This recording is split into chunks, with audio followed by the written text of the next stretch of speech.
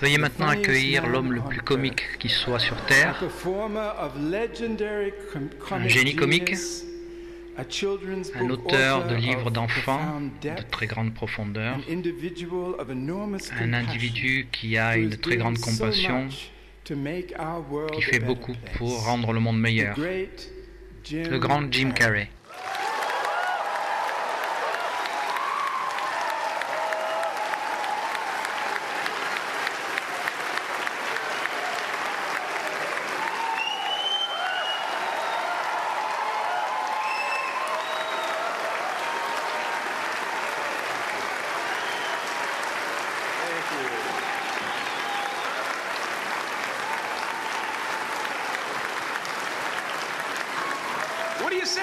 Pourquoi est-ce que vous vous asseyez d'un coup? Je pensais que ça allait durer beaucoup plus longtemps.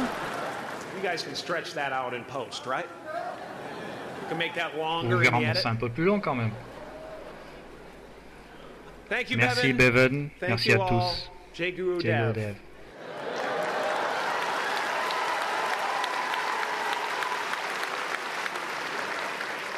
J'ai amené avec moi aujourd'hui une de mes peintures pour vous la montrer. J'espère que vous allez pouvoir la voir.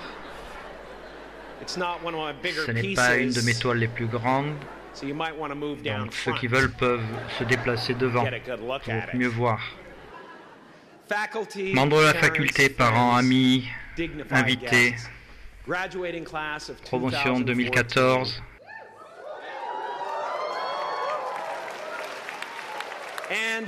Et tous les joueurs de baseball qui sont morts et qui vont sortir des champs de maïs pour être avec nous aujourd'hui. Après la récolte, il n'y a plus d'endroit où se cacher. Les champs sont vides.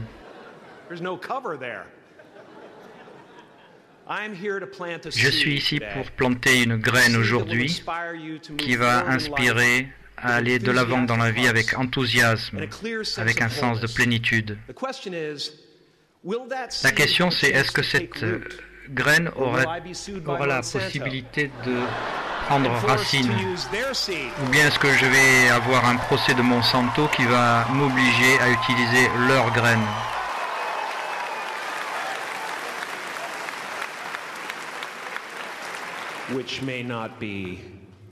Qui ne sera peut-être pas complètement ayurvédique. Excusez-moi, je suis en peu d'énergie aujourd'hui. J'ai dormi la tête au nord.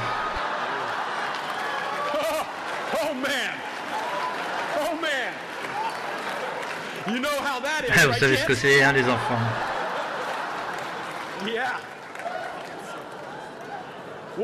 Je me suis réveillé la nuit en plein milieu de ma période Pitta. J'ai pas pu retourner me coucher parce que mon vata était complètement dévasté.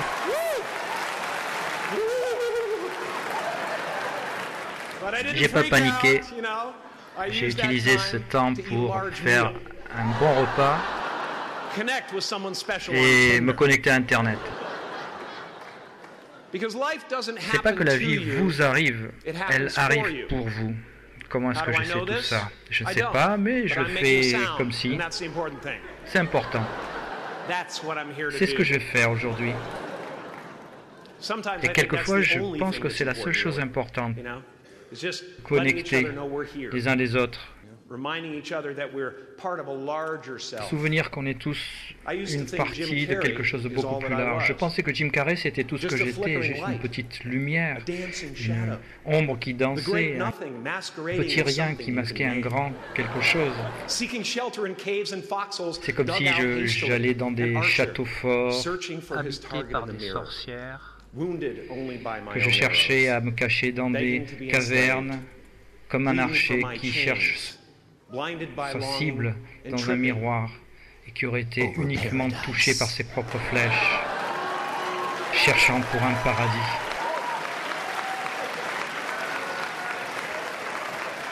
Est-ce que je peux entendre Amen? Pensez tout de même pas que j'ai sérieux quand même. Vous ne comprenez vraiment pas à qui vous avez affaire? Je n'ai pas de limite.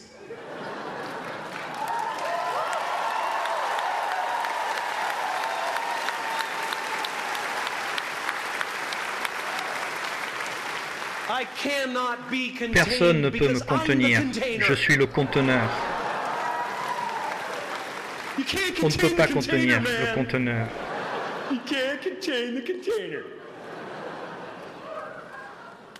Auparavant, je pensais que ce que j'étais s'arrêtait à ma peau. Et qu'on me donnait ce petit véhicule qu'on appelle le corps pour expérimenter la création et que je ne pouvais pas demander pour un modèle sport. En fait, on me le louait et je devais le rendre après. Alors j'ai appris plus tard que tout ce qui est en dehors du véhicule est aussi partie de moi-même. Et maintenant, je suis dans une voiture décapotable. Je roule les cheveux au vent.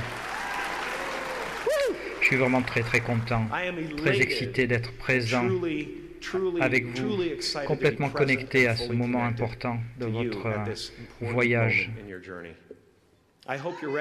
J'espère que vous êtes prêts à ouvrir le toit et à décoller avec moi. Non, bon allez, encore pour 4 ans. Ils ne sont pas prêts. Je voudrais maintenant remercier les trustees, les membres de la faculté pour créer une institution qui est digne de la connaissance et des idéaux d'éducation de Maharishi, qui permet la connaissance, l'expérience pour être productif dans la vie et de leur permettre aussi d'utiliser l'AMT, la connaissance védique, ce qui leur permet quand même de s'endormir pendant 1h30 2 fois par jour.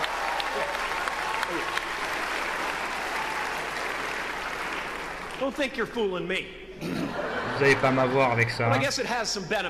Oh, je pense que ça a quand même des bienfaits. Ça vous permet de vous séparer de ce que vous êtes vraiment et de ce qui est réel et de toutes les histoires qui sont dans l'esprit. Vous leur avez donné cette possibilité d'aller derrière le rideau, de faire la différence entre ce qui est faux, ce qui est vrai. Par exemple, un chien qui va vous mordre dans votre esprit et un vrai chien qui va vous mordre.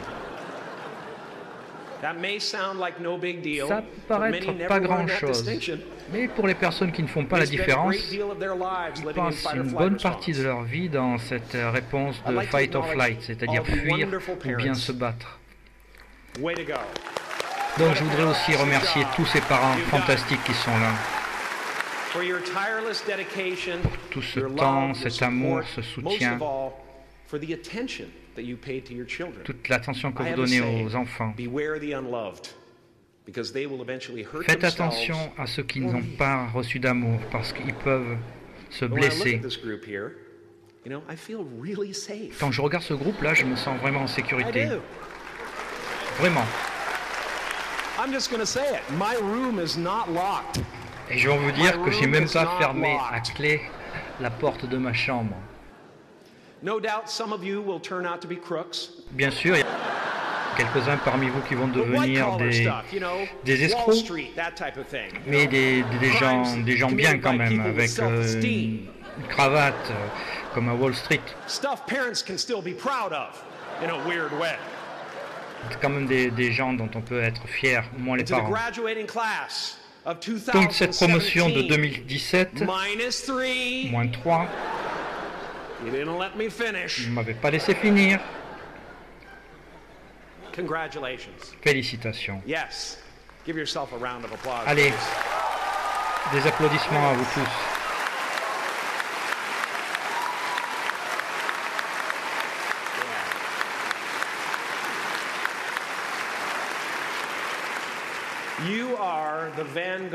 Vous êtes l'avant-garde de la connaissance et de la conscience. Une nouvelle vague dans un océan de possibilités. À l'extérieur de cette porte, il y a un monde qui demande des nouvelles idées, un nouveau leadership. Oh, j'étais là pendant 30 ans, vous savez, c'est un animal sauvage, comme un chat. Peut-être des fois, ils sont en train de se frotter à votre jambe pour demander un ronron, mais à n'importe quel moment, ils peuvent vous donner un grand coup de griffe.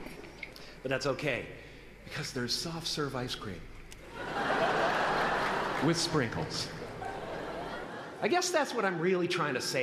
ce que j'essaie en train de dire aujourd'hui. De temps en temps, c'est bon de manger ses propres sentiments.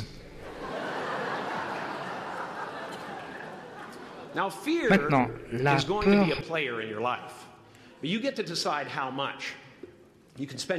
va jouer un rôle important dans votre vie. C'est à vous de décider combien sera cette importance. Vous avez pensé votre vie à imaginer des fantômes, à vous faire du souci pour le futur ou bien ce qui va arriver. Pensez à toutes les décisions qui sont à prendre sur le moment. La plupart donc de nos décisions sont basées soit sur l'amour, soit sur la peur. Et tellement d'entre nous choisissent leur chemin avec la peur. Ce que nous désirons vraiment, ça semble impossible à atteindre. C'est ridicule d'attendre quelque chose.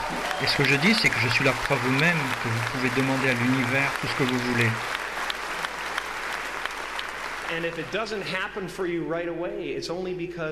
Et si ça ne se réalise pas tout de suite, c'est simplement parce que l'univers est tellement occupé à réaliser mes désirs.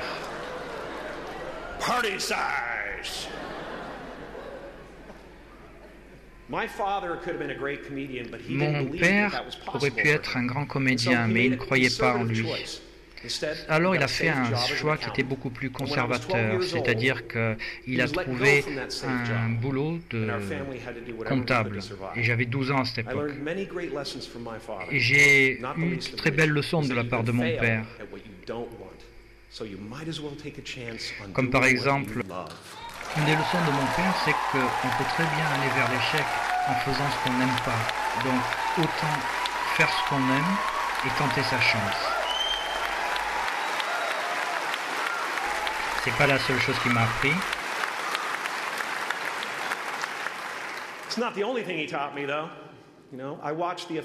Donc j'ai vu l'humour et l'amour de mon père pour les gens qui étaient autour de lui. Je me suis dit, ça vaut la peine, ça vaut vraiment la peine. Et donc j'ai commencé à faire un peu de théâtre comme ça.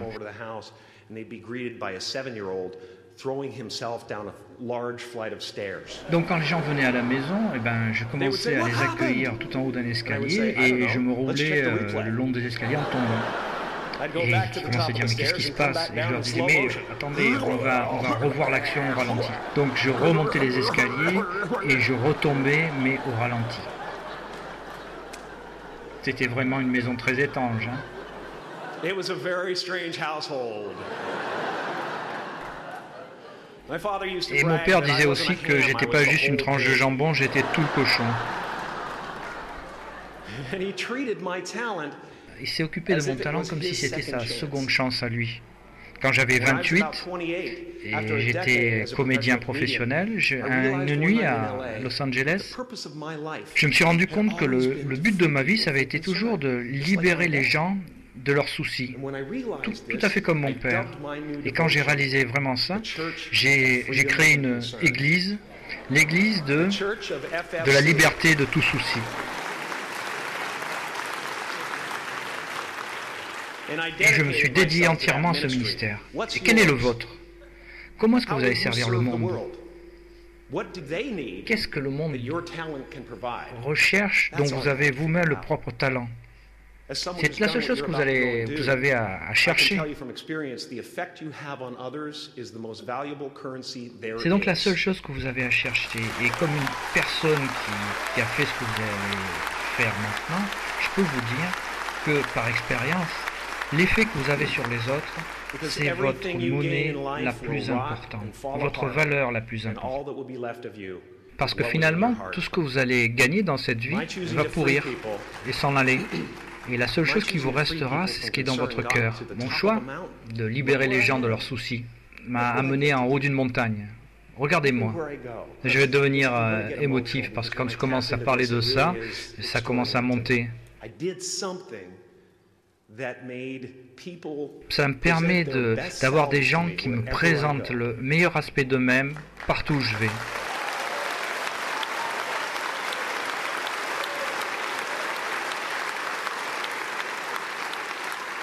Je suis donc tout en haut de la montagne et je suis le seul en fait qui ne s'est pas libéré de ça. Et c'est à ce moment, cette prise de conscience, que ma recherche identitaire a commencé et s'est approfondie. Je me suis demandé ce que je serais si je n'avais pas eu cette célébrité. Qui je serais si je disais des choses que les gens ne veulent pas entendre, ou si je disais des choses qui ne répondent pas à leurs attentes. Si par exemple j'arrivais à une soirée sans mon masque du Mardi Gras et que je refuse de faire toutes mes bêtises, ok, je vais vous donner un moment pour effacer de votre mémoire cette image. Mais vous les gars, vous êtes tellement en avance sur le jeu. Vous savez déjà qui vous êtes. Et cette paix que tout le monde recherche, vous savez qu'elle se trouve au-delà de la personnalité, au-delà de la perception des autres, au-delà de l'invention, du déguisement, du masque, au-delà même de l'effort lui-même. Vous pouvez très bien rentrer dans le jeu, vous battre de toutes les façons, jouer avec la forme que vous voulez. Pour trouver la paix réelle, vous avez à laisser tomber cette armure. Votre besoin d'acceptance peut vous rendre invisible dans ce monde. Ne laissez jamais quoi que ce soit se tenir entre vous et cette lumière qui brille à travers cette forme. Prenez le risque d'être vu dans toute votre gloire. La peinture.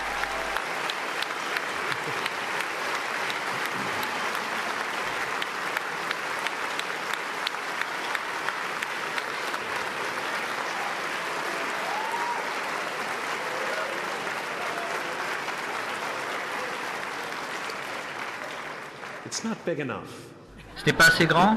Cette peinture est grande pour une raison. Elle est appelée haute visibilité. Le sujet, c'est de prendre cette lumière et d'oser être vu. Alors voilà le point qui est intéressant. Tout le monde est attiré par la lumière.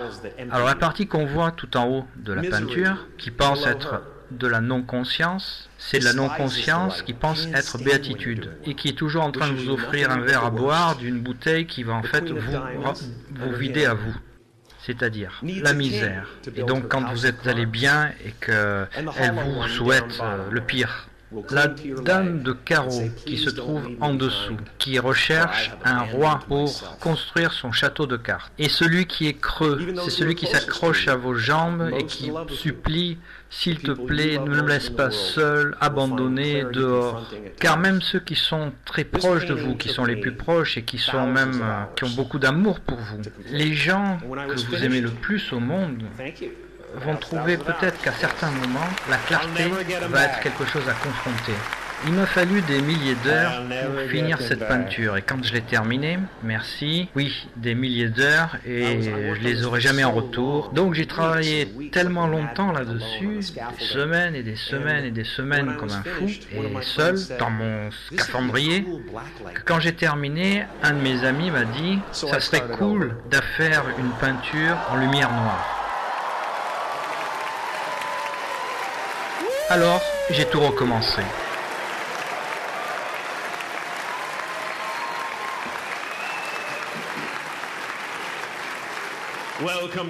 Bienvenue au Burning Man, l'homme en feu. Il y a quelques personnages qui sont assez fous là, hein? Mais peut-être que c'est bien mieux qu'ils soient là qu'ici. Peindre est une des façons par lesquelles je me libère de mes soucis. Une façon de stopper le monde à travers mon mental. Et c'est une implication mentale, spirituelle et physique. Mais même avec ça, il y a un sentiment de non-satisfaction divine. Parce qu'ultimement, nous ne sommes pas les avatars que nous créons.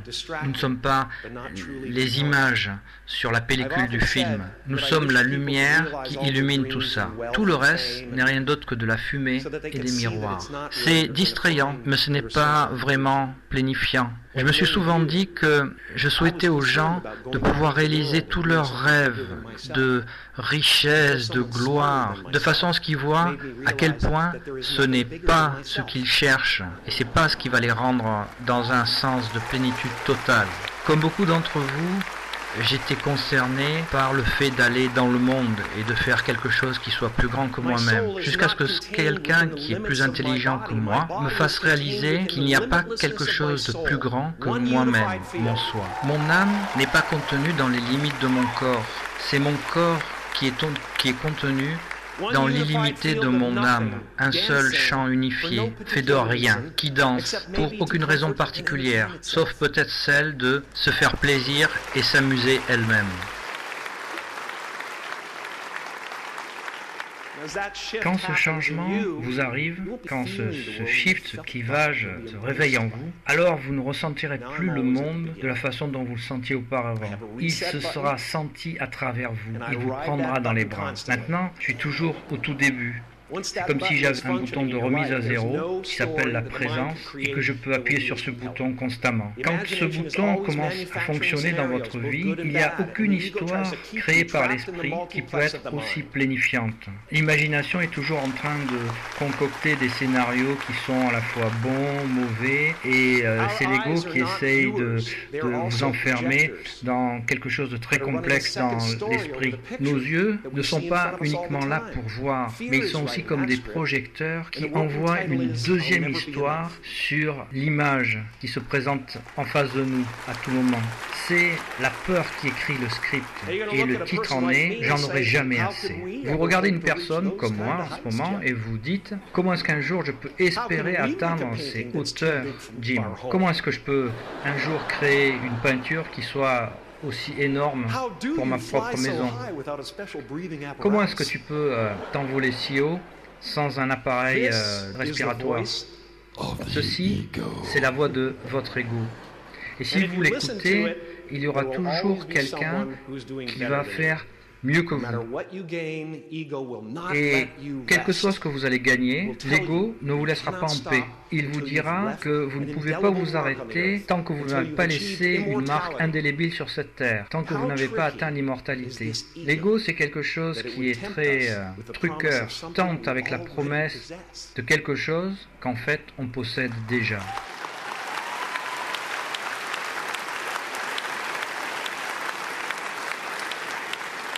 Donc ce que je veux, c'est que vous vous sentiez relaxé. C'est mon boulot de relaxer et de rêver à une meilleure vie. J'avais un professeur qui venait d'Irlande quand j'étais en primaire et qui avait raconté à la classe, en parlant de la prière du matin, que quand elle voulait quelque chose, quoi que ce soit, elle priait pour l'avoir et elle promettait en retour quelque chose d'autre. Et vous savez, moi j'étais assis au fond de la classe et je me disais, mais ma famille, elle peut pas me payer une bicyclette. Alors quand je suis rentré chez moi, j'ai prié pour avoir une bicyclette et j'ai promis que je réciterais le rosaire chaque nuit en échange. Bon, j'ai pas tenu complètement cette promesse, mais 2 semaines plus tard, je suis rentré à la maison après l'école et j'ai trouvé une bicyclette et une Mustang avec un siège en forme de banane et guidon de folie. Et ma famille m'a informé que c'est moi qui avais gagné la bicyclette dans un concours parce que c'était un ami à moi qui avait marqué mon nom et que, sans me le dire, j'avais été tiré dans cette tombola. Et aussi loin que je puisse dire, c'est laisser simplement l'univers savoir ce que vous voulez, travailler de telle façon que vous laissez aller et ça arrive. Votre boulot, c'est pas de vous demander comment ça va arriver, mais juste d'ouvrir la porte dans votre esprit, dans votre tête. Et quand cette porte s'ouvre dans la vraie vie, alors faites le pas, allez-y. Et ne vous inquiétez pas si vous manquez quelque chose, parce qu'il y a toujours des portes qui s'ouvrent. Elle continue à s'ouvrir. Et quand je dis « la vie ne vous arrive pas », elle arrive pour vous. Et je ne sais pas si c'est vraiment vrai. Je suis simplement en train de faire un choix conscient, de percevoir les défis comme quelque chose de bénéfique, donc de telle façon que je peux me confronter à eux de la façon la plus productive. Et vous allez faire la même chose avec votre propre style. C'est ça le fun. Oh, et aussi, pourquoi pas tenter sa chance avec la foi. Tenter sa chance avec la foi, pas la religion, la foi. Pas l'espoir, la foi. Je ne crois pas en l'espoir. L'espoir, c'est comme quelqu'un qui mendie. L'espoir, c'est traverser le feu. La foi, c'est sauter par-dessus. Donc vous voilà prêt à faire des choses très belles dans ce monde. Et après que vous passiez une de ces portes aujourd'hui, vous serez en face de vous-même avec deux choix, l'amour ou la peur. Choisissez l'amour et ne laissez jamais la peur vous faire fermer votre cœur. Merci, Jay Goldberg. Je suis vraiment très ému. Merci.